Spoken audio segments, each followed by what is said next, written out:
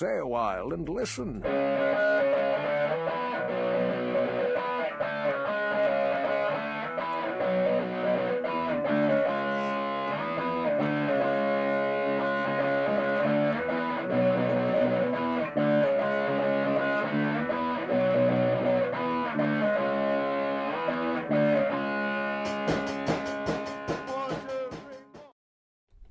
All right, and welcome to the Agony of Positivity podcast. I am Ross. With me, as pretty much always, he's right here. He's going to introduce himself in a second. Either my internet went. Did he mute himself? Yes, I muted myself. I am mute man. We are trying mental telepathy on this week's show. It's all right, considering last week I didn't record our intro at all, and then we had to redo it. So, yes. How's your week going? Been all right.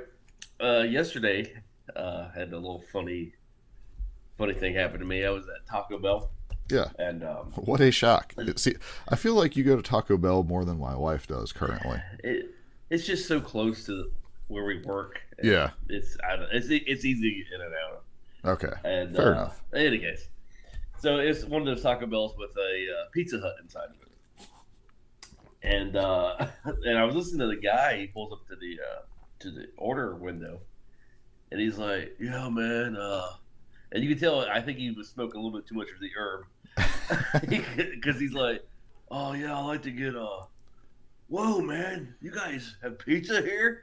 That just made my decisions a lot harder here." And the guy's like. And you can hear the guy over the loudspeakers like, okay, yeah, just let me know when you're ready. He's like, all right, man, it's gonna be a minute. We're like, my buddy Chong in here. We gotta rethink this thing. Oh, he cracked me up. He's like, whoa, I can get a pizza and a burrito now? Has there ever been a moment in your life where you were like, to go with this Taco Bell style burrito, I want Pizza Hut? No. I don't think I've ever said that, ever. I mean, I don't think that I've ever said... Actually, did we talk about... I'm kind of derailing this, but the Big New Yorker pizza from Pizza Hut. Okay. Have I talked about that recently? I can't remember. I don't know. I've been spreading the gospel of that pizza just recently. So, okay. Once upon a time, Pizza Hut had the Big New Yorker pizza. It was because I was trying to think if there's ever been a time in my life other than when I was very little and they had like the tabletop Castlevania Mario game and the breadsticks. Like that's all I really remember fondly of going to Pizza Hut. And I was like, has there ever been another time that I purposely ate Pizza Hut? And it was the first round when they had the Pizzone, which is like their calzone thing. It was really good. When it came back around this time, I tried them again, and something's different, I believe. And then I was like, trying to remember, because I remember going to the one by where I live a lot. I was like, oh yeah, they had that Big New Yorker pizza. So I started looking into it, because it was basically a good pizza, unlike anything else Pizza Hut offers. And they brought it back in Hawaii. But they have not brought it back in the States. So I'm hoping that changes. Now, it's possible I've talked about this on this show recently, and I'm probably going to do it again because I'd really like to have the Big New Yorker back so I could eat something from Pizza Hut and get everything we've tried the last 3 years. We go about once a year, maybe, and then we're absolutely disappointed, and then we make fun of Pizza Hut for a year, and then we're like, well, maybe we're wrong, and we'll try it again. But so anyway, so we got Spicoli there in the drive-through line. Did he eventually order? Yeah, he eventually ordered whatever. I just shook my head. I'm like, wow. I was with someone at our work, and the food they wanted at a drive-through was not available, so they turned into that guy basically. I was like, oh, I don't know. I was gonna get this sandwich, and now I can't. I don't know what to do. Give me about 10 minutes and I'll be back with you. So how is that whole experience happening with you? Have you enjoyed it? Have you What's that? enjoyed the work? It's funny how much energy or muscle use, I don't know how you want to call it, cleaning carpet is. Because I'm basically the little gopher running around getting everything set up. So you're just constantly up and down stairs, carrying heavy stuff. I'm just sore all the time. It's getting better and better, but sedentary life into that is quite the shock for sure. So, Sure. I basically live on ibuprofen in the morning, where I'm taking like 10, which I know is unhealthy. Like, that's not good for you. But considering I worked in basically ibuprofen raw materials and wore a crappy mask, I'm sure I ingested way more back then working at the pharmaceutical place than currently. So it's funny, when I worked at the pharmaceutical place, I hardly ever got any kind of sinus infections. Yeah, because pretty much all I made was naproxen all the time. Yeah, you were just like nice and anti-inflamed. Yes, but yeah, ever since I've left there, I've had all kinds of sinus issues. It's weird. Well, I mean, they also had clean air there. Let me see. So I don't really have, like, my week has consisted of nothing. The little bit would fall under wrestling, I guess. But I'll just save that, because I've done nothing this week except come home, eat, and go to bed. Gotcha. So, well, I watched a terrible movie. You want to go into the movie section? Yeah, let's do that. Give me 1 second here. I will do... we're doing this one today. Maybe I could move the Earth out of the way. If we had a week, I couldn't list all the reasons that King Shark is a shark. Not the beast!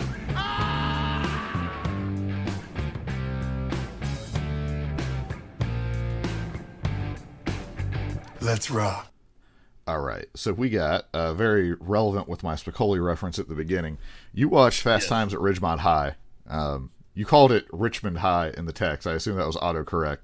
So I was like, did they make like a new one for the current era? I was like, oh, that wouldn't be good. Yeah, because we saw, my wife and me, we saw these advertisements on YouTube.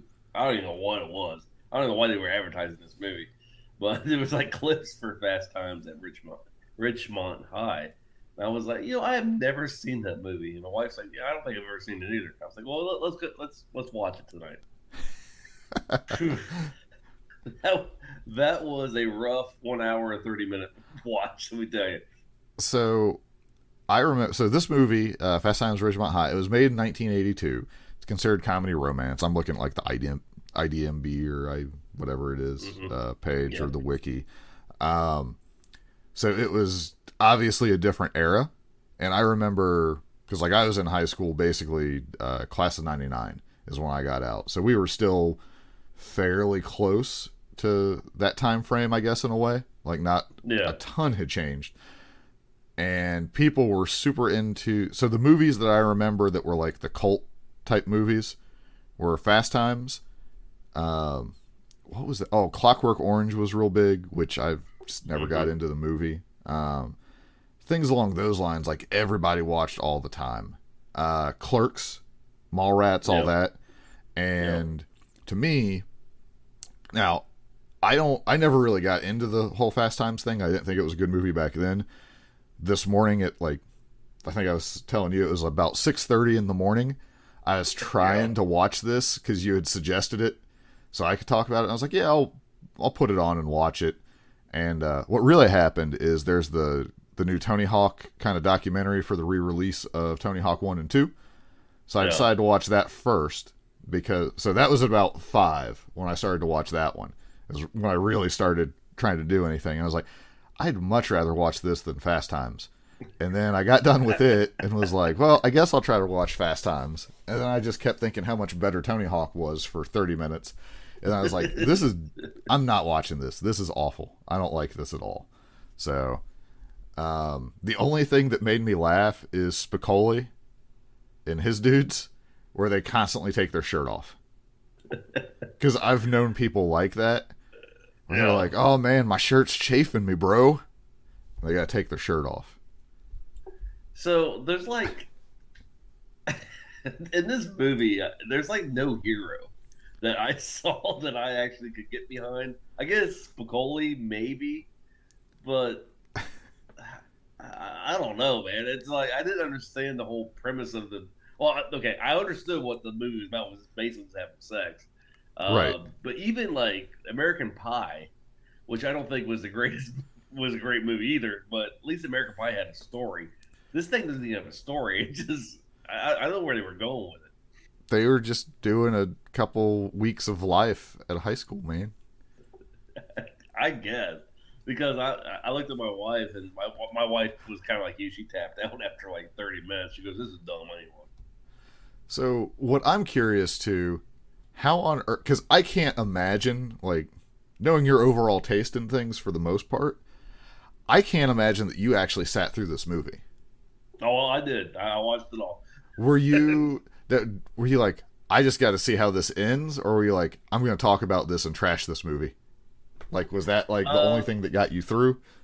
So I watched all I think 10 seasons of Smallville. So I mean I'm used to for punishing myself. So. Well, and you finished out Game of Thrones too, right? Yes, I finished Game of Thrones out, so I like amusing my eyeballs, I guess, of watching this horrendous.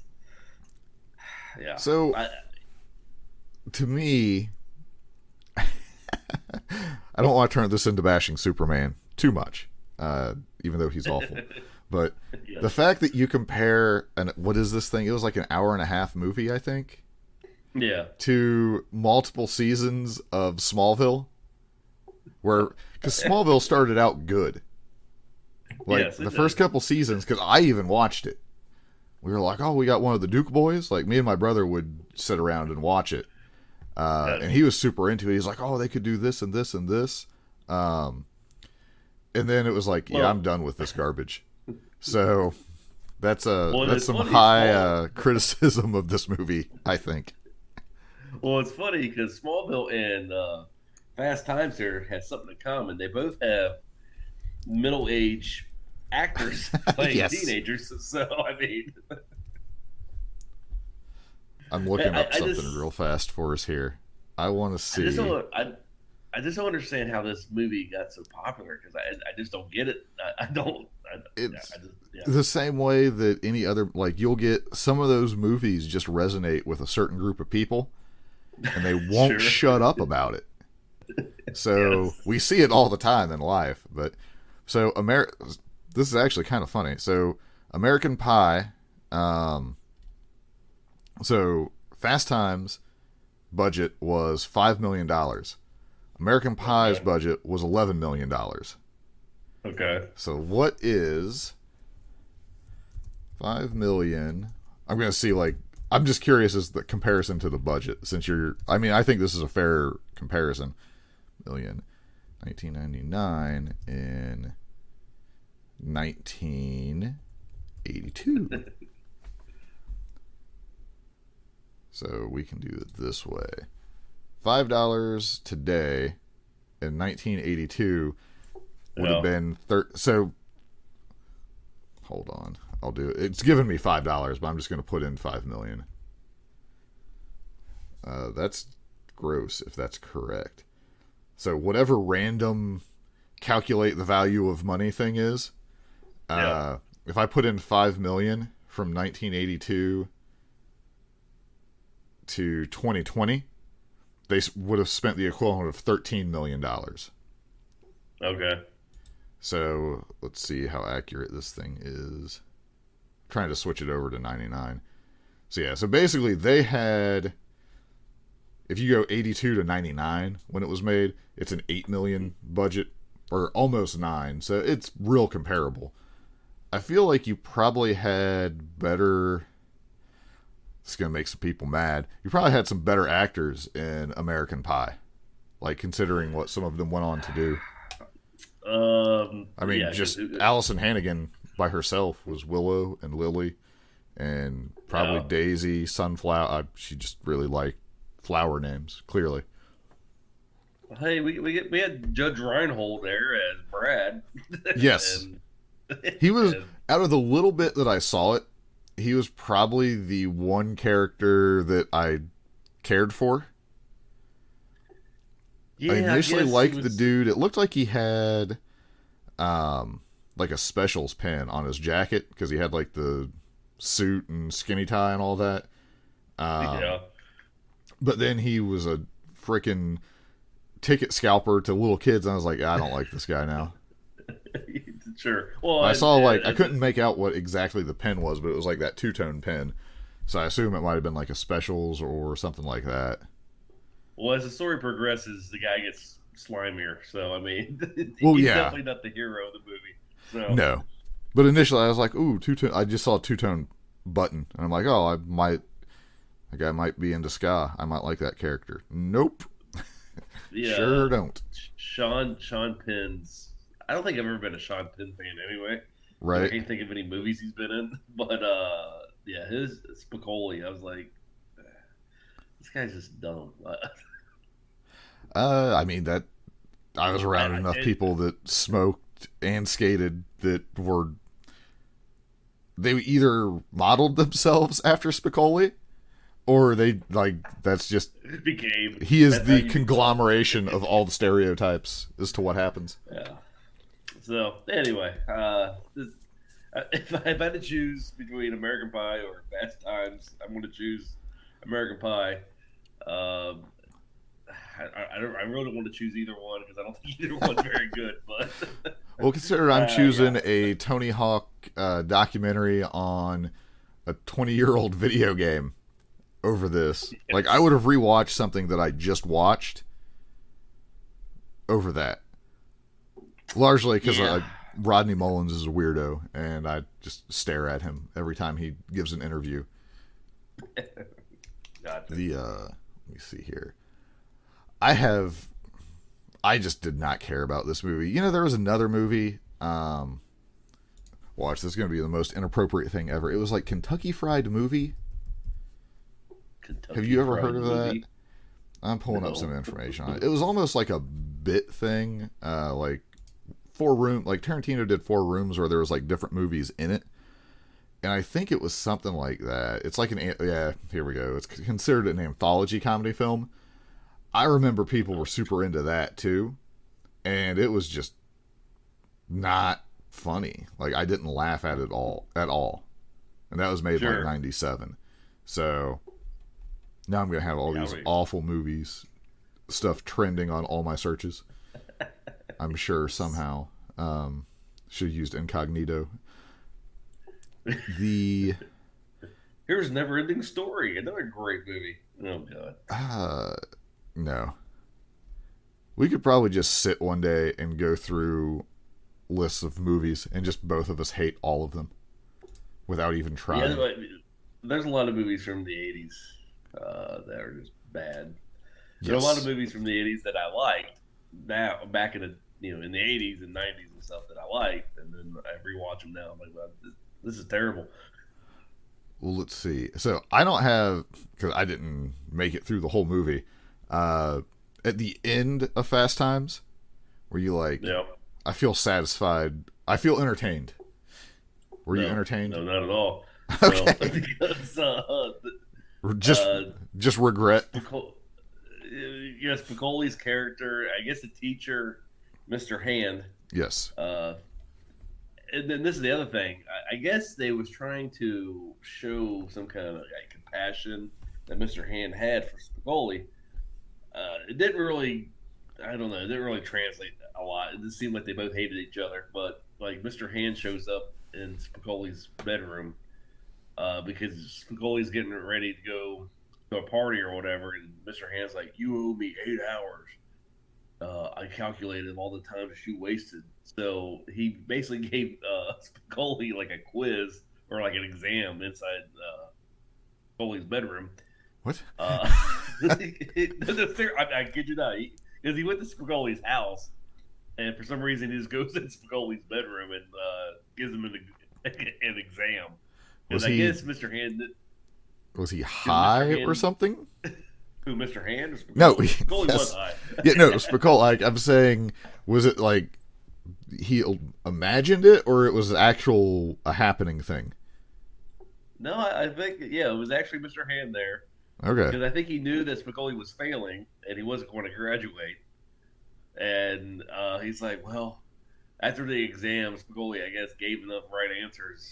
Mr. Hand's like, you passed, but just barely. And he kind of smiled and just walked away. And I was like, what is this? And that's pretty much how it ended. Yes. I mean, and I remember being in elementary school, my teacher showed up all the time, like just dropping from the ceiling to give me pop quizzes. Yeah, it's weird. I was like, wow, this is a bad movie. This is just not good.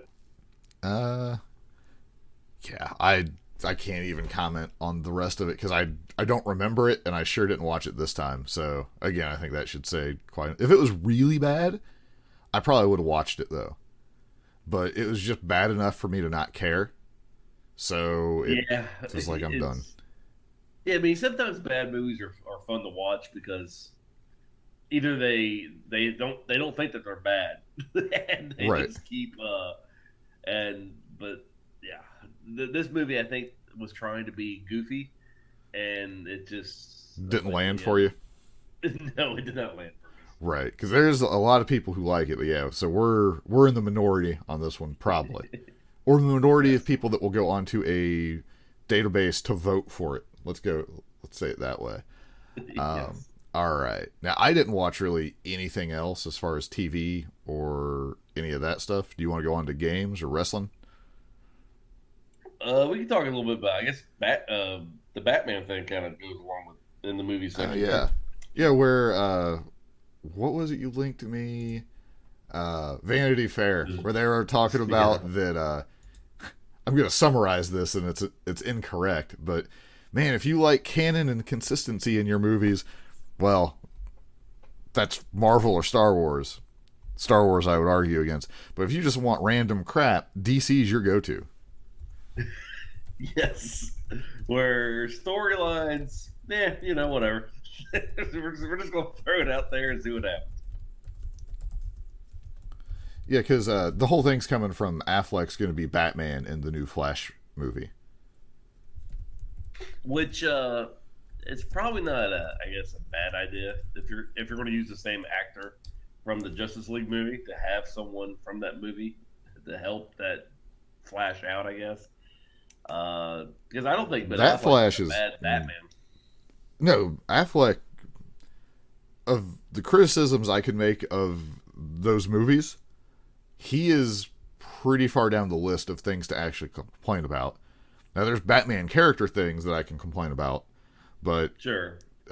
Short of why didn't Ben Affleck fight harder? But what's scary is what if he did fight, and that's the end result we got, and we'll never hear about it. I think he did the best that he could do with this crappy script. Yeah. Well, and I don't know what I think about the way they portrayed Flash still. Yeah. Because, he was like newer, but I don't know. I thought, is it Grant is the guy who was on the TV show Flash? Oh, yeah. I think his name's Grant Gustin. I think. Yeah. Like, I thought he was an okay Flash. I wish they would have just had him be Flash and kind of have that Flash without all the time traveling that he's going to do. If this Flash movie has him time travel and mess something up, I'm going to lose my mind. Oh, you know that's what they're going to do. They better. I haven't read anything on it, but if they do that, prepare for a filibuster episode where I complain for an hour about Flash and time travel. Well, because they have to somehow get the Robert Pattinson Batman into the Justice League universe somehow. No, they don't. So they can just Elseworld that stuff. Like there's an old, I don't know if they still do it. It was Elseworld where you'd get like Cowboy Batman or Soviet suit, like just one-off kind of stories on their own. Let that be that thing. Like, that's fine. Marvel can do the same thing and do their what if movies. Like, oh, what if Uncle Ben had never died? And then we get a Spider-Man movie like that doesn't really go to anything else. It seems like that'd be right up DC's alley where they don't have to worry about any other story that's going on that makes sense. You can just do your own thing. Sure. Yeah, I don't get it. Yeah, but yeah, I don't think I like how they portrayed Flash in the Justice League movie. I just don't like. I don't know. He seemed off. And when I think of Flash, I don't think of him being off. Right. Yeah, I don't know. Again, maybe that whole director cut thing makes more sense somehow out of it, but yeah, it just not what I'm used to, and it just, I don't know. I mean, I guess if you're going with Flash's kid who all of a sudden has these superpowers and he's just not sure what he's doing, okay, but yeah, I don't think I don't know. I don't think putting a black suit on Superman is going to change the way I feel about Flash here. What? But that's like the only time Superman was cool. He hung out. Sure. Like what? So in the comics, did you read like the whole like any of the Superman comes back to life stuff, like comic wise? No, the only thing I wasn't big on comics anyway. But the only thing I remember was when he actually died. Yeah. So they do the whole black suit thing where he shows up. Supergirl can turn invisible because it's the alien version of Supergirl. She makes him fly, and people figure it out that it's like Boots or her. Like eventually. Did you just say the alien version of Supergirl? Isn't Supergirl an alien? Well, anyway? Yes, that the shapeshifter alien version of Supergirl that was working with Lex Luthor Jr., who decided to be Supergirl because I believe he convinced her that that was the way to go. Well, I sorry, let me straighten that one out. Yeah. I didn't know that that's how they introduced it into the DC. Yeah, because this is the alien version of Supergirl. Well, I mean, at that point, Kryptonians are pretty much there's like 5 of them, so they're all Earthlings at this point to me. Sure. I don't consider Kryptonian an alien anymore. That's actually kind of funny to think about. Yes. So that whole thing, like they do that. Somewhere like shortly after, like he's back to the normal suit, but it's the long-haired Superman, but he's roommates with Jimmy Olsen. And so he's got the long hair, and like Jimmy was blaring some rock music, and then he's like, "Oh, sorry, Clark, let me turn it down." He's like, "You know what? I'm going to be edgy. Let's turn it up." That was Superman being cool and hip. Sure. Again, that's what he thinks of normal human beings in his high and mighty superiority. So, well, after living in 2020, he might have a thing here. I don't know. Yeah, if Superman became a wrestler, I'd be cheering for him. If that was his gimmick of just like being unstoppable and just mocking us in a fake identity. Sure. So do you think this is going to be the year that, or the coming years, I guess, that DC turns around their movie franchise? No, I don't think so. That sounds like a no chance. I just, it saddens me because I like DC stuff more than I like Marvel stuff. But in the same thing, I don't think Marvel's going to be much better because for some reason they're getting rid of, they're trying to make new characters popular, like stuff I mean, like stuff I've never even heard of before, and I'm like, well, there's a reason why the Avengers is popular. Well, yeah, but like Iron Man on his own was not a powerhouse until the movie, sure. And then he got a push in the comics. Basically, is really what it comes down to. Yeah. So it's possible they can make a movie about a character that you don't know a lot, like Guardians of the Galaxy. I didn't know hardly anything about them. That movie was good enough that it made me care. So, yeah, that's true. But now you've already got established characters that people are like, well, I'd like to see more stories about Captain America. So you're going to have to really nail it, I think, to get people interested in new franchises. Could be difficult. I think you, for the next the main bad guy, they should go with Doom. Yeah. And I think he's a really cool bad guy, and I think you could do a lot with him. Well, they've already done the perfect Doom in Fantastic Four. I don't know what more you want. Yeah, I forgot. Yeah,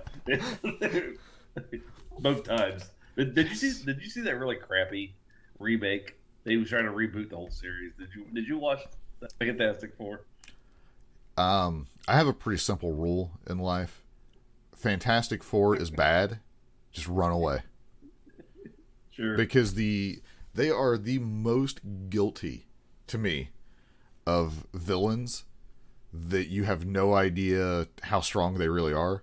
Because sometimes Doctor Doom takes Fantastic Four and the Avengers to stop. And other times, Ben Grimm, not the Thing, but just him as Ben Grimm can outsmart Doom and stop him. So it's all over the place. And there's like a few... Like, Marvel has more of those villains than anybody, it feels like to me. But Doom just... That is the forefront of my mind of just how stupid the Fantastic Four are. Like, so the four of you can beat him sometimes, and other times you can't. And it just... Now, obviously, I understand Doom uses magic and all that stuff, so random results. Obviously, if he's stolen the Silver Surfer's surfboard and has the power cosmic and all that, he's going to be harder. But just... Like, just thinking about the Fantastic Four hurts my head, and those movies were awful. I agree. I mean, I don't know how you turn, like, Galactus into a big cloud. I don't get it. Like, who thought that that's what people wanted, is my question. Now granted, I don't know how you would translate that character into a movie without it looking really dumb, too. So I don't know. Well, I mean, once they got to, like, Infinity War and Infinity Gauntlet and all that stuff, and you got the Guardian of the Galaxies, you can get to Galactus pretty easy, and it'd be more understandable. When you don't have anything outside of that, and I think they use like more the Ultimate version of Galactus. I want to say in the Ultimate comic books, he was more similar to what they were dealing with, but I don't think anyone, like if you had someone read like giant dude who shows up and destroys your planet and has heralds that go out and find populated worlds, or this cloud thing, what do you want? Most people are going to want the giant dude. Sure. Oh yeah. So I don't know. If Power Rangers can make big dudes destroying cities, they could have done Galactus. It's as simple as that. I'm sure there's nothing else involved there. So you're a big Power Rangers fan. Did you watch that movie that came out? That recent movie? Like the reboot of it? Yes. Specifically to find out if they were going to do anything with the Green Ranger. So was that any good? Because I didn't hear anything about that movie, so I assume it bombed. It did okay. I think it did okay enough that they're going to do another one. Because they set up Green Ranger for the next, but I mean, it's not a life-changing movie in any way. Okay. But, I mean, I enjoyed it. I thought it was pretty good. I mean, there's parts where it's a little bit like, yeah, this is Power Rangers. And then there's other parts where you're like, oh, thank you. Because the one thing they did that I really liked in this one is, so they end up getting the powers, and they're like, in human form, I guess, like they're still pretty strong. Like they're boosted. And they all notice that they have these powers. And they immediately figure out, oh, when we were at this thing, that something happened and caused this. As opposed to like 20 minutes of the movie of them just staring at their hands being bewildered all the time. Like, they got through that part of the movie pretty quickly. Whereas, like, a lot of times it's like, oh, someone gains superpowers and you spend 20 minutes exploring or whatever. Like, they kind of figure that out pretty quickly from what I was worried they were going to do. So did they have bloody monsters in there? Yeah. They all wore masks and had numbers, though. It was weird. They were black and purple instead. So, not real. That's not true. They were like rock monsters. But no, it's if you just want it, like if you go in with the mindset that it's an action movie, I don't think it's going to change your life, but you might be like, that wasn't a bad use of my time. Like as far as being entertained, you will enjoy it much more than Fast Times. That's for sure. Oh well, sure. I will agree with that probably. Well, are you ready to go off to the wrestling world? Let's do real quick. I just got one or two things to say about some video game stuff. So let's do that real quick, if that's okay. Here we go. Get over here!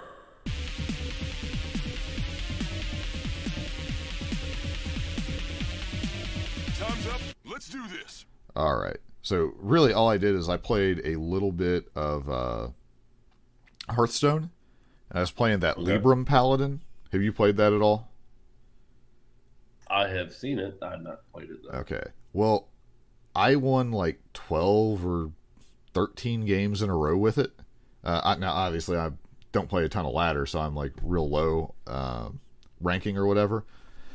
And with the new ranking system, I don't know. I'm like Fern in the corner 3 rank level or whatever they got, because they got all the different ones. So I seriously don't know what my ranking is, but it can't be very high.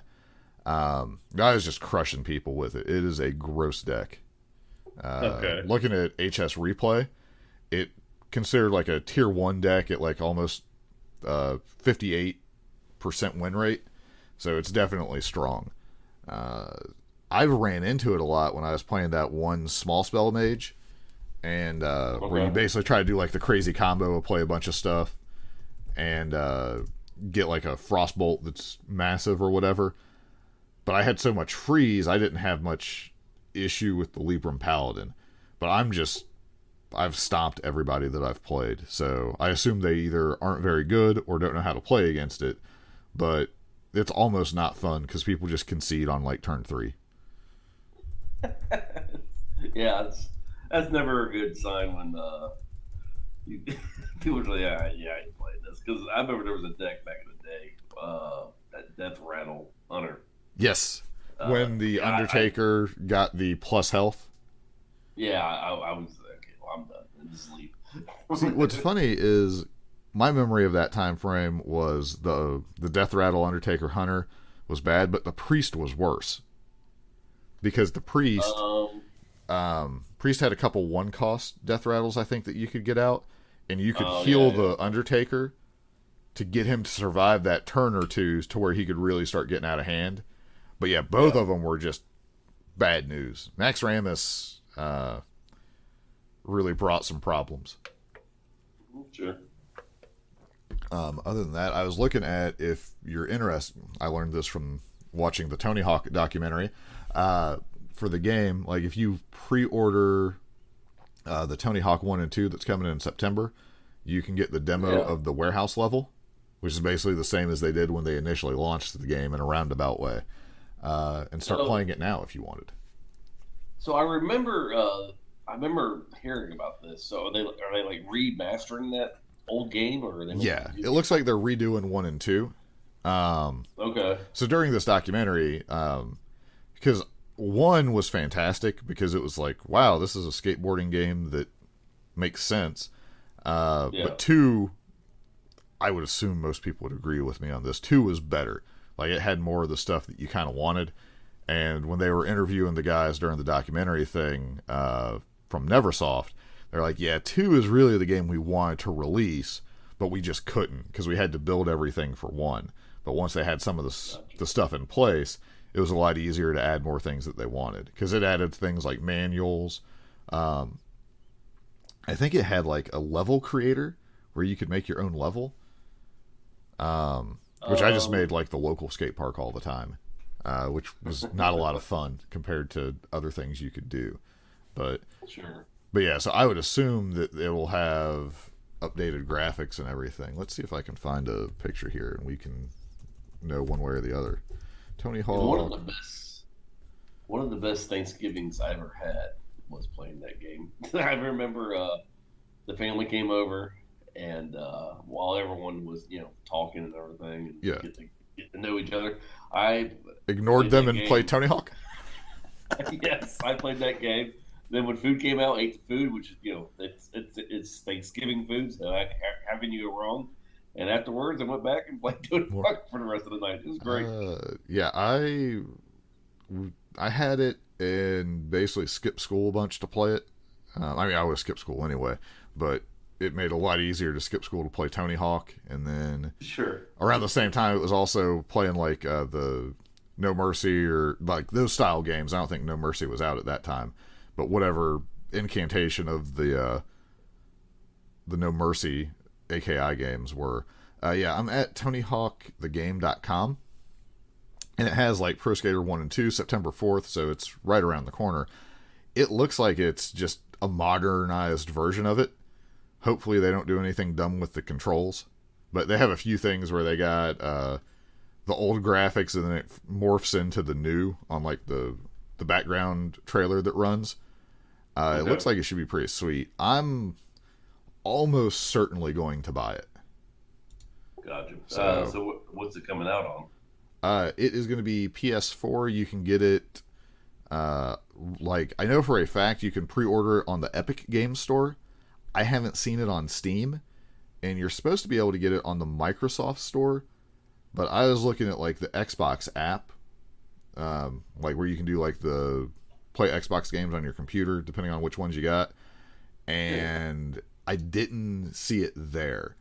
But I'm hoping it's part of the Game Pass thing that you can do, like the $4.99 PC Xbox Game Pass. That way I don't have to actually buy it. But Gotcha. Let's see. United States, PlayStation 4, Digital Deluxe. So yeah, I don't have like a ton more info. I'm sure you can find it if you're into it, but there's no way that I won't get this and play it one way or the other. You can get the Ripper, which you probably, unless you remember it from the game, it's like the skeleton for the Pal Peralta mascot, basically. Yeah, that probably means nothing to you. Yeah. It excites me because I was skating back then and remember all that stuff. But all right, so that's all I really got for games. So, but expect Tony Hawk talk in the future when it comes out, and if it's bad, I'm gonna be devastated. Yeah, I mean, I enjoyed the games. I can't wait to see the remastered version. All right, we ready for wrestling? Yep. Okay. Were you taking a drink? Yep. I don't know what the hell's going on here, folks. Looks like he's just wearing blue pants. This is a revolution. All right. So this week we had no Dynamite, so our crutch is gone as far as what we're talking about here, but we're still going to cheat. Yes. So let's go. Hold on, I'm going to pull this up. Thunderdome for WWE. You watched SmackDown last night? Kinda. I will say that it was on, and I heard it. I did watch some of it. Some of the stuff got me engaged, but some of it I just tuned out. Right. Well, as a overall look, what did you think of? Because that was the biggest thing. Is I just wanted to kind of see it in action. What do you think overall of what they did with it? I like it. I think if I was going to be critical of it, I guess. Yeah. They need to tone down the lasers. I think The Fiend entrance made me think that I was having like a breakdown of some kind. Yeah, I mean, it's like I don't know how to describe it. It's just like it's overdone. It's like, okay, you guys are just going way out. Just tone it down a little bit. So I'm going to complain right now. I have the WWE.com site up, and they get this SummerSlam WWE Network sign-up thing that's a pop-up. I'm trying to mouse over the X to close it, and it takes me to the sign-up page, and it won't go, like, you can't close out the thing. Somewhere Vince McMahon is Laughing. He's like, Oh, I got him. Okay, so overall, I'm going to start with this is I was reading online leading up to the Thunderdome because they were letting people in, basically like testing it out to make sure they could get it to do what they wanted. And you'd see like some pictures here and there of what it was going to look like. Man, people were super critical of this. Like, I don't think it was. I mean, so overall, I mean, I kind of enjoyed it. I mean, other than like I said, the lasers. Right? Yeah, we can chill. Yeah, I agree. But in general, like, they're trying something different. Now, granted, you could argue like NBA tried to do like virtual fan and all that stuff, or not tried, they did. So this is not 100% original, but if you're trying to figure out a way to get like some kind of crowd or an audience, you're going to come to this conclusion. So I don't think they should be penalized for that. I assume they probably spent a chunk of money trying to get this thing up and running, and it is a very different presentation. So I'm still in the disenfranchised, I guess you could say, with WWE currently, but I give them a lot of credit for this because they tried something different. I don't know if I like it or not, honestly, but it definitely makes the presentation stand out better than dudes banging on glass. That the unrhythmic.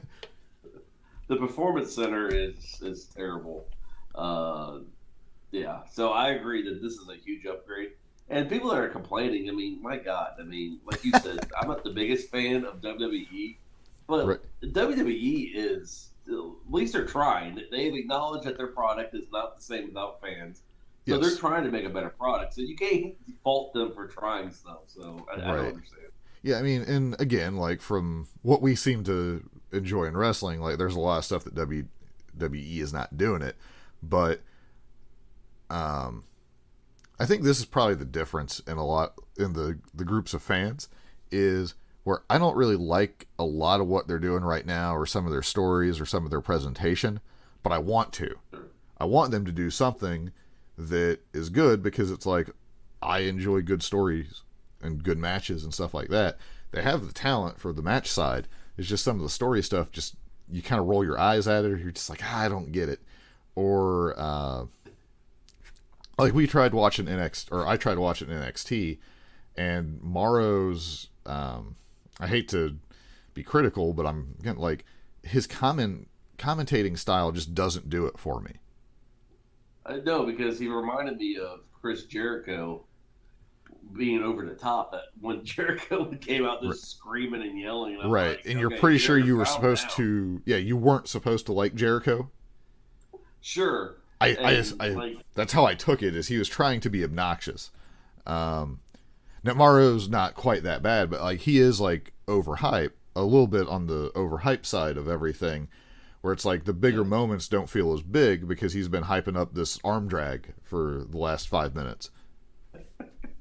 Sure. Now I will say, when he was SmackDown commentary, it felt like he wasn't as over the top all the time. And I liked him a lot. Like, I enjoyed him a lot. I thought he was very good. But something happened that either my personal taste changed and I didn't realize it, or something changed a little bit with his style where it was just like, or maybe it wore on me after a while. I don't know. But at least he's into it. I mean, I believe that he's excited all the time, but chill. I'm not a big fan of Michael Cole either. So I don't know. Maybe it's Michael Cole, and I'll say this almost every time, if you go on the network, they had the Beast from the East event that was like just a network special, and it's actually Michael Cole just calling matches without doing all the crazy stuff that he has to shill throughout a show. Yes. And it's like, it reminds you that Michael Cole's actually not bad. It's just the unfortunate role that he's in. He's basically just like a propaganda machine, like constantly. So I would encourage you to go check out a couple of the matches on that Beast from the East thing.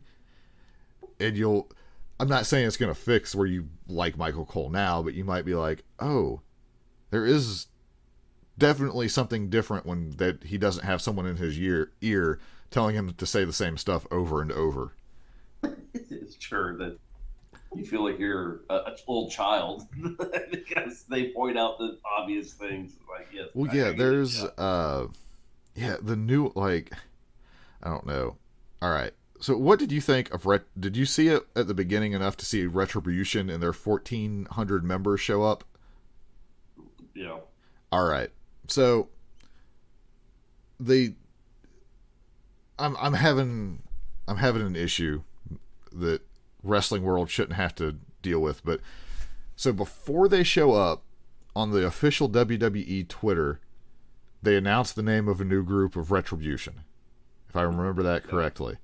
So if they're trying to take down the system or whatever, Why are they getting promoted on the official Twitter? Yes. Some of the stuff that they have done is ridiculous. Like when they busted through the windows in the one place and they sounded like Sims yelling, like, Yahoo! Yay! The fact that when there's as many of them around the ring as there were, with the ski masks and the hoodies and everything, like, it feels not very serious because they're just generic ski masks. It's not even like... Yes. Now, had they had, like, the ski mask, but maybe they had, like the paintball mask that the Shield had, with, like, some kind of logo or something across it, where it looked like a more someone put more than, like, 5 minutes thought into the disguising themselves, like, with something that looks cool. Like, I think that would help. But I wasn't as worried about it until, like, this one. I was like, man, they just look awful. I'm not a fan of the Dark Order masks at all, but the Dark Order looks more intimidating than these guys. As it is right now. Well, hell, the Spirit Squad looks more intimidating than these. I don't know. I am just not intimidated, but they're gonna need a really bit, like, because we got pay-per-views coming up here. We got TakeOver and SummerSlam. They're gonna need to do something pretty major to get me to care about Retribution, especially now that it's like a 14-person group. sure. I'm real uninterested. Like, the more times that I see tons and tons of people, like, where they're surrounding the ring, I'm less impressed. Sure. Now, it would have been cool if The Fiend and Braun Strowman would have fought them, and then they fought each other. I think that would have been cool, but the way they did it, I was like, oh, that's kind of dumb. Well, yeah, and I don't know if, with as many people as they had, and they had the high ground in the ring, I don't know if it hurt them more to get taken out by the WWE guys. Like, it seems like it would have been better off for them to, like, just back off and leave, like, without, let them control the ring for a while and then they just leave, something like that. Because again, like, there's often times where I'll see a group and then they just immediately get chumped out before they've done anything significant. It's like, well, why should I care about these guys? They did, like, that League of Nations thing against Roman, and he beat them their first night forming. What good does that do them?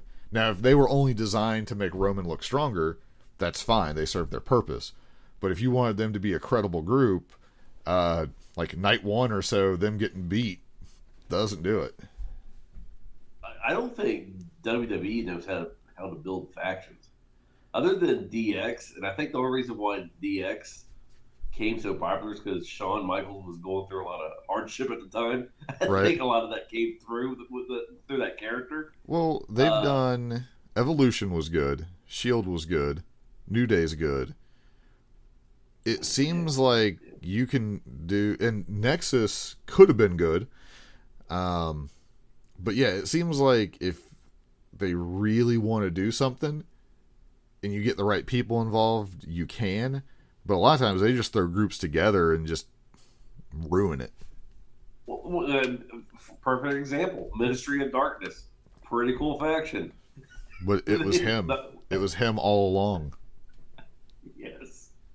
What they ended up with, I'm like, what is this? This is terrible. Yeah. So, yeah, I mean, I don't know. I mean, Retribution, they might... I don't know. You're gonna have to have a big name, be a leader of that group. Right. If there is no leader of that group, then that's a bad idea. I mean, I'd have to assume they need. To me, I'm a super casual WWE viewer right now. They're gonna need to show something very soon, or it's dead in the water to me. Where I'm just like, oh, okay. Like, short of, like, having CM Punk be the dude, like, someone big that I'm actually surprised by. Like, if they... Because there's been some teasing, like, last night, like, Miz came out after the fact, and people are like, what if Miz is leading Retribution? And I'm a pretty big Miz fan. And I would be like, sweet, are we going to actually get Miz back to the world title level and let him do his thing? No. But if they drag it on long enough, even I'm not going to care about that. Whatever, you guys probably... Because, like, I just can't believe they're good at the subtlety with it. So it's going to be something... It's going to be Eric Rowan's Spider, basically. That's what I'm expecting at this point. Yes. Have you read, like, the interviews he did where a couple of the ideas they were trying? I heard it's out there, but no, I didn't read it. Yeah, it's I would be frustrated if I was him as well. So I guess that's enough complaining about everything else WWE. But yeah, Thunderdome, good for them. Like, I hope they. And this is also the first like full show that they did it that was live. So there's definitely room to improve it. Why did you introduce this new thing at SmackDown? Why didn't you introduce it at SummerSlam? I don't get that. Unless you just wanted to see how it looked. That's my thought. Is they did like their test runs, but this was like the real test run, so that if they are going to have problems, it doesn't happen during the pay-per-view and cause a mess. That'd be my guess. I did like how, like, I think I sent you a text about this. WWE has been preparing us with their piped-in crowd noise Yes. for Thunderdome. I was like, there is way too many crowd noises going on. Because if you look at the computer screens, like no one's like showed any kind of motion, hardly anything. You'd occasionally. I saw someone point it out where, like Big E was trying to get the New Day chant or the New Day style clap going, and then people started, but because there was like a 30-second delay, they were like way behind. So, I saw someone posted a picture where a lot of it's the same person, like looped over and over on different screens. Sure, yeah. But again, I don't blame them for that because I fully expected to see someone hold up something inappropriate to a screen or show their actual butt. So 100%, you know that would happen. So yeah, so I understand they're not going to have every single screen be a different person, or at least not initially. Now, I read some crazy report that was because if someone did something that caused an FCC fine, that in the agreement that you sign or whatever to do this thing, that the WWE would basically fine you for it. Sure, yeah. And I feel like they could never enforce that. Yeah, I don't know. But I could understand them. At that point, you're kind of like a talent at that point, and you need to pay somebody. Well, you need to be respectful. Not that I wouldn't think it would be funny if somebody did something like if they moon the camera, it's not appropriate, but it's pretty funny and it's somewhat not 100% harmful. Now, if you're standing there with your front junk out, so to say, then yeah, that's a bigger problem to me. But yeah, if you're gonna be doing their thing, I don't think you should be trying to sabotage it. So I just thought it was funny though, because I was like, I don't even know if that's true because I haven't seen one of the agreements, but I don't know if they could enforce that. But at the same time, if they wanted to take you to court, they have a lot more money to draw it out just to make a point. Yes. So I would not want to be the person they make an example out of look, don't mess with this thing. If you're going to agree, play nice. And I think that's fair. Agreed. Yeah. Do you have so they keep saying you'll never see it coming with SummerSlam. Do you have a prediction for what you won't see coming? Oh, man, I got a bad flashback of the Mandarin when you said that. Of what? Of the Mandarin from Iron Man 3. So I have a theory personally of the one thing that I would not see coming is you start with Big E making pancakes for everybody, and then during the show, like during SummerSlam, everyone starts throwing up.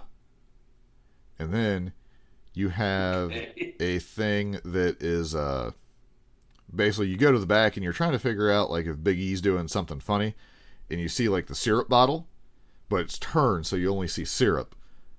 So you're gonna think that it's syrup of Ipecac to make you throw up, but it turns out it's just normal syrup. But then all of a sudden, Big E starts chanting, and he has like black tar come from his head, and he turns into Papa Shango. Yeah, I mean, you would not see that coming, right? Yeah, I mean, it would go with WWE storytelling, then sure, yeah. It'd be amazing. I saw someone, because there was a Reddit thread, and like I had put that in there, but there was someone, they put Callisto takes his mask off, and it turns out it was the Great Khali. And so it was like, I don't know how they would, something to the effect of, I don't know how they would pull that off with special effects, but it would be amazing. And it truly would be. Or if they didn't even do that, they just had him unmask, and then like they turned the camera to someone's reaction, and then back, and it's just Great Khali standing there, but in like super stretched out Callisto clothes. So it's like you said, I really haven't really followed a lot of WWE storytelling here. I guess the only match that I care about at SummerSlam is The Fiend and Braun, I guess. Sure. I don't even know if I care about that. I mean, I'm going to watch it just to see what happens, probably, because I typically watch the pay-per-views. So, and I'll watch NXT for sure. So, sure. Let's move on, if you're okay with that. We were going to do, since there wasn't a Dynamite to talk about, we were going to actually just kind of run through the roster of AEW, because we were talking about this some last week, like, oh, has it been good for them to be in AEW, or has AEW dropped the ball with them? Because we make that complaint on WWE or pretty much any other company where it's like, I can't believe they ruined this guy. So we're more close to a pro AEW podcast, I would say, for sure. But it's been around, we're starting to have our criticisms, like finally, like the news wearing off a little bit, and we're getting to the point of criticism. So are you ready? Sure. All right. So all I've done is I pulled up the actual All Elite website, and I just went to the roster tab. So we'll go over the champions first here. So Moxley, would you say he's benefited from being in AEW compared to what he was doing in WWE? Yes. You might not have heard this, but he was unhappy there. He's mentioned it on a podcast or two. Now, I hear that Renee Young has put in her notice or whatever. Yeah, that she's not going to be going back. Yeah. So there's rumors that, because Moxley's in AEW, so there's going to be rumors that she may show up in AEW. Because she's always, I guess, wanted to be a manager for John Moxley. I don't know. I don't think John Moxley, this character would, unless he's going to turn heel, would benefit from that. That'd be interesting. Them be like a heel duo. I would never have thought of that. That'd be kind of neat, actually. I guess that's something that she's always wanted to do. She wanted to be his manager. So I don't know. I mean, they could do. She's pretty good on camera. Like, she has like an engaging personality to her. Or even if it's just like she shows up occasionally, like here or there, and like does something. Well, one of the podcasts that I was listening to said she might be really good at something else. We don't know because WWE never wanted to use her for anything other than commentary. So, well, they had her do like the backstage stuff. She was really good on Talking Smack. They let her do the commentary for a while, and I mean, she seems very capable and into stuff. So I'd have no problem with her. I mean, she has name value too. Like, she's got bigger name value than some of the wrestlers, truthfully. Yeah. So if she wanted to show up as whatever name she would use, I'm not going to be against it. I mean, it could always be the worst thing ever. Or maybe she shows up at like the pay-per-views with Moxley in his corner, like only, just occasionally. I know she's got like the cookbook thing going. Maybe she's going to get a cooking show somewhere. Maybe she can be on the shot of Brandy and try to rein that train wreck in. You're like, no, you don't pour hamburger grease down the drain. If you're going to, at least run some hot water and some soap. Yes. Because I do that from time to time where it's like there's a little bit of grease and I'll just pour it down the drain. But I get the water hot and I get some soap going with it so that it actually, goes. Sure. Just straight down the drain. Like you sent me a message about it and I watched it in horror. Seriously, that show is the biggest train wreck though. I love it, but holy moly. Sure. So we got. Sorry for really guts here. Yeah, that's fine. I mean, that's something that is fairly big in the news. I didn't even think about it until you mentioned it, though. But yeah, I think John Moxley has benefited from going to AEW. Oh yeah, well, I mean, he's getting to do more of what he wants. Like, I see a lot like the Chris of like, well, all he really does different now is he cusses and he flips people off. Like, I would argue there's more of a difference than that. But I mean, if you want to be really, really general, yeah, that is one of the bigger differences. But he seems more into it as well. Like he cares. Sure. So I think that comes across. We got Cody, where we finally saw the full TNT championship. Personally, I would have to say that, I mean, Cody definitely upped his value doing like the whole indie tour thing and New Japan and Ring of Honor, but he seems to be doing pretty good for himself. Yeah, I think he's actually shined. So, yeah. So for tonight's Dynamite, he's going to be fighting. I'm going to jump a little bit here to Mr. Brody. Do you care more about Mr. Brody Lee than you ever did Luke Harper? Yes, I think, and it's almost to the point where I wish AEW would use Brody Lee more. Right, like he's got that better. you want to see him do something. Yes. Now, have you watched any of like the Road 2 stuff that they did for this one with him and Cody? No. I would recommend checking it out. But to me, it made Mr. Brody feel like a pretty big deal going into it. Sure. I sincerely hope at this point, unless, again, it's the whole Scorpio Sky thing. They could have like a long-term plan that's going to be okay. But it seems like him and the Dark Order both really need to win this. Sure. I agree. Yeah. Let's see here. But are you okay with the finalized belt? Yeah, I think it looks sharp. Yeah, it's the biggest complaint. I keep seeing people talk about like the circle, the mirrored finish background circle, but that's the actual TNT logo. That's why there's nothing behind it. I'm pretty sure. Sure. Yeah. So I agree that it would look better if you had some design back there or something. But if they want it to be the network's logo, TNT then, belt. Yes. Yeah. So now I did see someone did a Photoshop of it where they changed the strap from red to black, and it looks pretty good. Yeah, the black version, looks a lot better. Yeah, it makes that red ribbon with the champion on it stand out a little bit better. But either way, so Cody obviously doing better. Speaking of bad championships, the women's championship belt. Yeah, the Sheeta. So I feel I'm not going to be very critical of any of the women wrestlers because they are in a extra horrible situation with half the roster of the women being stuck in another country. So you're just seeing the same people over and over. But Sheeta definitely has been a standout to me for someone that I knew nothing about before AEW. When she gets her action figure, though, did you hear that it's actually going to come with a life-size women's title? That's the joke. I see what you did there. Yes. I see. I like Sheeta. She seems to get a good match. Oh, I'm sorry. Go ahead. Say that again. No, I was going to say that I like Sheeta. She does good matches. That championship belt is terrible. I'm sorry. Yeah. I think the design's okay. It just needs to be a little bit bigger. But yeah, she seems to get a good match out of everyone she's in the ring with for the most part. I guess we'll just do them together. Kenny and Hangman. I don't like the tag team. Right. I think no, Kenny Omega. I think he's actually went down since he's joined AEW. A little bit.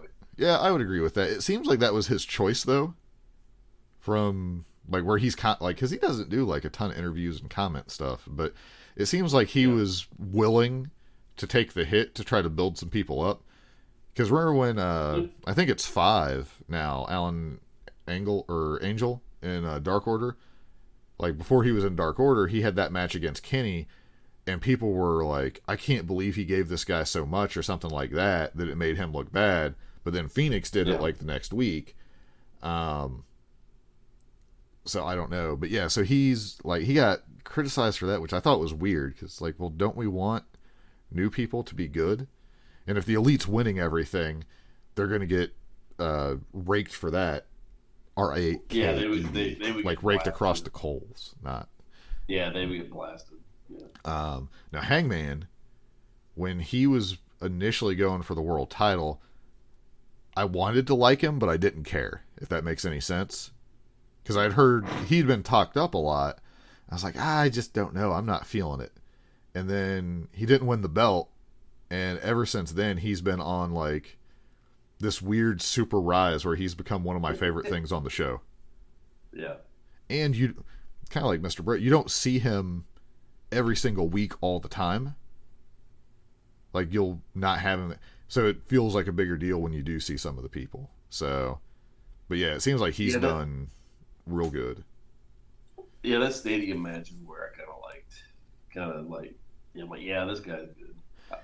When I saw him just mowing his yard with the dynamite powder color explosion in the background, like that, I think that was the moment where I was like, oh, that's fantastic. And then they started giving him his own like the thirds that they show, like Sure.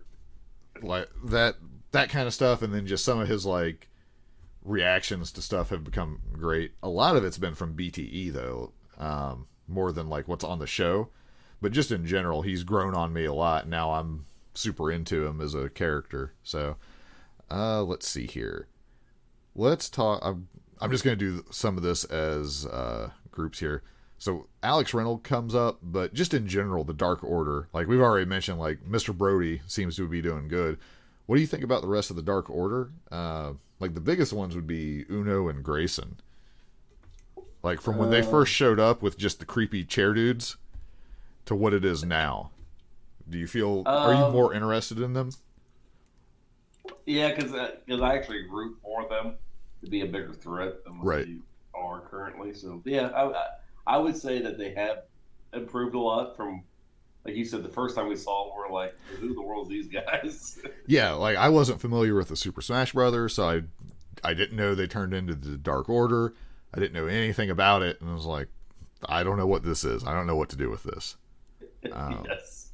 Now, To be fair, I don't think a lot of people did either. So. clearly not. Like I watched some indie stuff, but clearly not enough. How big would you say where you've turned to like want them to be a bigger deal has to do with the comedy bits that they've done on Being the Elite? So I'm torn. I'm going to probably... Or is it Mr. Brody? Is that part of it? So they're really good, and like so, all of them are good at the comedy stuff on BTE. And Yeah. I enjoy it. It's funny, but I also hate it too because I'm like, okay, so now you're just making this team that could be a threat into kind of a joke. So Right. I don't know. I'm torn. Right. I think because you keep Mr. Brody more serious and intense, it's not so bad. And you also have Stu, who just doesn't react to anything for the most part. But like Sure. the recent one where Mr. Brody gave, I think this was 2 weeks ago, he gave Evil Uno the paper to throw at Yes. Silver. And he was like going on about the power, and then Brody was just disgusted at how weakly he did it. Yes. Like, there's been a lot of good stuff with that. So, Sure. but yeah, all of them, for me, like the comedy stuff made me like it better. But the way Mr. Brody presents himself, where he's like the straight character, and like you mentioned it a week or two ago as well, where it's like an 80s supervillain who's surrounded by incompetence and has like one guy that he can trust. Feels a lot like that. All right, I'm going to jump around here a little bit. Do you care about TH2 and Jellicoe and Jack Evans? I'm sorry, Angelico. So when they first showed up, I didn't know anything about them. Yeah. And I didn't really care about them. And I still don't really care too much about them. So they've grown on me some, but they keep losing. Like bigger matches. They're super talented, so.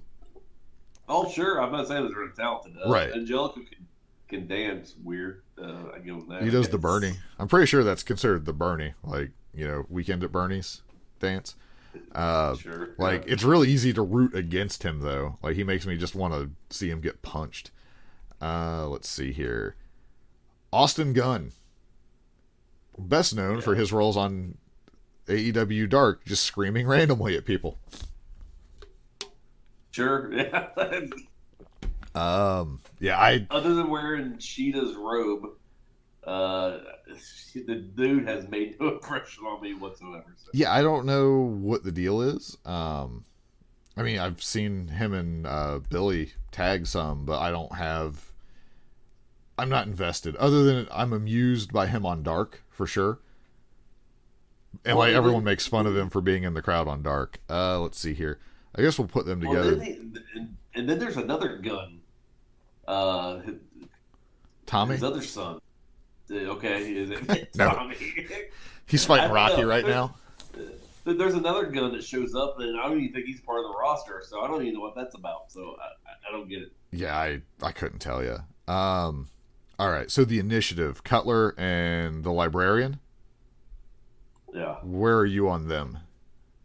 I didn't like them at first. Right. But they've kind of grown on me. Just because the whole losing, I think, has actually made them, a really interesting story. Yeah, like they are when people talk about wins and losses not mattering in a way, this is or more so the wins don't matter. Because, like, they haven't won, but I know there's other people who, they're interested in those guys finally getting a win. So they are probably, if they had 3 wins and a bunch of losses, they'd probably be nothing. The fact that they've never won actually makes it interesting. Yeah. So, let's see here. Brian Cage. Current he is actually listed as the FTW champion on the roster page. I did not realize that. I see that. Yeah, I don't know. He's in limbo at the moment. He's just in limbo. I don't know. I assume that he'll get back to doing something, but yeah, he got built up for the Moxley match, and then that was cool and all, but it just seems like we'll have to see what happens. But this is one of those things where it's they might have something planned that'll make it be okay. But if not, he's in free fall, it feels like, at the moment. Yep. Do we need to talk about Jericho? Jericho's doing pretty good for himself, making the internet mad on a weekly basis. Yeah, I mean, I think Jericho's really he's having a lot of fun. Yeah. I don't know. I think his character's kind of went down, so in my book, as a legitimate threat. I mean, he kind of seems more like a comedy act now, which I understand. Chris Jericho's always kind of done that type of stuff anyway to kind of mix it up, I guess. Right. I guess I just like the more serious Jericho. Right. Well, comedy. Yeah. Well, he does good. He was a strong villain group, leader of a strong villain group for people to oppose as well. Yeah. And now we're kind of, again, I'd really like to know what would have happened if we would have got what they intended with the blood and guts match, and all the follow up to that. But sure, yeah. Let's see, FTR, they haven't done a ton, but I mean, they've had some decent matches. Do you like them better than when they were having to be the Revival and do the weird stuff for WWE? Yeah, so they're a lot better than what they were in WWE. Now, NXT, they were fine. They had no issues in NXT. They were awesome there because they were wrestlers. I was actually I was actually going to say that. I was going to say that it seems like the NXT revival has came over, became FTR, and AEW's done a good job of making them a legitimate threat. So Yeah. I think when they were the revival, when they went from NXT to WWE, I think that was one of the final straws to me where liking someone in NXT, knowing they could get called up, became, man, like I just can't deal with this again. Because you just kept seeing it over and over. Let's see. I'm going to skip some stuff here. Now this one, I know you like these guys. Chuck Taylor and Trent, the best friends. No. They're your favorite team. Yeah. Yeah. I don't care about these guys at all. I'm more interested in Trent's headband most of the time. Cassidy is the best part of the group to me. They're both good, but I can't get into them for some reason. Not nearly as big of a problem as you have, but I literally want to turn the channel every time they're on. I mean, I literally, when I watch BTE and their segments on, I always fast forward it. I don't care anything about the segment at all. So let's see here. So I'm not really. We'll talk about Scorpio Sky probably, but I'm not too concerned with SCU. I mean, they're Daniels and Kazarian they are what they are. Like they're good. You're going to get a good match out of them, but I think, and I could be wrong by this statement I'm going to make, but I think SCU, Daniels and Kazarian, I think they're basically there to get over people. And I think that's what they want to do. So right. Well, and be involved in like the backstage stuff, probably coaches or agents or whatever you want it to be. So as far as that goes, I mean, as far as that skill set, I appreciate what they're doing. Yeah. But like you're not like sitting there like I can't believe SCU lost. Yes, I mean I've grown accustomed to like, okay, these guys are there to help make other people look right. Good, so. Where they're going to win a fair amount, but they're designed to be like an established group that someone can get a win over and it actually matter for a while. Yes. Let's see here. Colt Cabana. I've seen more Colt Cabana on AEW than I have anywhere else, short of listening to his podcast when that was coming every single week. Sure. I think they need to flush out his character more. Yeah, like, is he with the Dark Order or not, and go from there? Yeah, I mean, I think they're building a lot to him. Yeah, that's all I can say about it. I see that there's a bright spot for him. Yeah, and he's pretty good too. Darby. Yeah, I can get into this character. I've tried. He's a lunatic because I watched clips of him jumping off the turnbuckle with that Cracker Barrel. Yes, I remember that. That was crazy. So yeah, I mean he's a lunatic, and he makes me think that he's legitimately going to hurt himself. Yes. I like him. I think his look's awesome.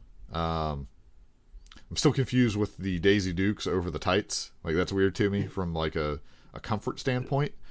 But like otherwise, like his look, his presentation, everything's really good. He's in that group where it's like, man, he has lost a lot of the matches that it seems like he needs to win. And yeah, that's my hang up currently, where it's like it seems like he needs to win a match that's big. My criticism of him is his promos are like a mix between Bray Wyatt and the Ultimate Warrior. They make no sense to me, and I just don't know what the world's going on. Right. Yeah, that's my only problem with the character. Yeah, well, he's art dude, so that's what you get. Sure. Let me see here. I'm gonna try to find. I'm just going through the rest of the people here. Lucha Express. Do you care? Like, I'm more like. I think I've panned poor Luchasaurus himself. You mean Jurassic Express? Or yeah. Sorry, I got my motorcycle going here in the background. I was like, did you hop on your Harley and get ready to get out of here? Yeah, I don't know what is going on outside, but apologies if that's super loud. I think someone's working on a car next door. So, but yeah, like myself, I care about, I've called it Lucha Express. Jungle Boy is the most interesting thing to me. Yes, I have all three characters. I'm going to go with Jungle Boy as the most. Let's see. So we got Lance Archer. We talked about him a lot, where he needs to do something pretty big to get back. You know, he didn't do so good. You know, last week we were criticizing him of being an abuser of old men. So I watched him and Jake the Snake on AEW Dark. I don't know if you watched that handicap match. No, I did not see that one. I didn't catch all of Dark this week. So they are like but they're two weirdos, I think, because Jake the Snake was just being really weird. He kept them like doing like, oh my, look what I just did, because he acted like he was going to DDT somebody, and then he started doing like the shy like, no, I'm not. It's just weird. I'll go back and watch that. Yeah, I didn't see that one at all. That sounds very strange. Yeah, I think their characters are just weird. So yeah. Let me see it. They got a lot of people on their roster. We're getting kind of long on time. I'm looking through here. Hey, let's complain about Scorpio Sky losing again. Okay. I hope that he does something cool on Dynamite tonight. That's like, okay, I see where they're going somewhere with this. I don't think we're gonna get it, buddy. We better. I'm gonna be mad. So, I say we save the rest of the people. I mean, MJ. I guess we got to mention MJF. He seems to be doing. I'm real curious how this whole thing with him and Moxley is going to play out at this point. If he doesn't beat Moxley, I'm going to be disappointed. I just don't know. It seems like he would be the guy to do it. Like if you want like a heel champ for somebody to chase after, even if they do like the trade it back and forth where like he does something to cheat to win and then gets a rematch at the next pay-per-view or something with Moxley, and then Moxley gets it back, something like that, just where he can say that he was undefeated, got the belt, beat Moxley in a heel fashion or something, and then if he eventually loses it back, that'd probably be okay. But it does seem like you should just have him be insufferable and win the title. Sure. So, all right. Yeah, there's way too many people to keep going on this. So if we missed your favorite person, let us know, and we will gladly give our opinions. Well, the only other big guy that I think is Matt Hardy. I think they've kind of dropped him. I think the pandemic's hurt Matt Hardy. Yes. Yeah, it seems like whatever plan they were doing. Well, and because he was involved with Sammy, maybe they had something planned with him and Sammy's little incident could have derailed that as well. Yeah. So, all right. Well, I say we call it here. Yeah, it sounds like you're at Sturgis. So yeah, I've been trying to mute it as much as I can, like on the recording side. Like you'd still hear it, but yeah, there's unfortunately the room I record in. Sound like there's no insulation in this place, so it's it doesn't show up super bad on the recording, like from levels, but I don't think this is ending anytime soon. So gotcha. Well, that's fine. We can pick it up next week. So. All right.